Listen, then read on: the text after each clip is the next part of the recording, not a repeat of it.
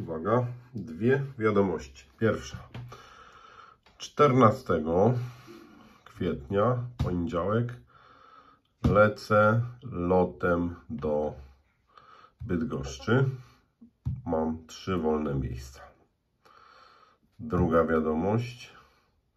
Jeżeli ktoś tego dnia przylatuje z Bydgoszczy do Alicante, jest możliwość wzięcia samochodu tylko za koszty paliwa, dowiezienia go do Gandii.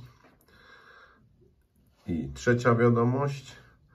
7 kwietnia jadę samochodem w południe z Bydgoszczy do Hiszpanii. Jeżeli będzie jakaś jedna, maksymalnie 2 osoby, które nie mogą latać, a chcą jechać, mogę zabrać z Bydgoszczy przez Poznań kierunek do Gandii.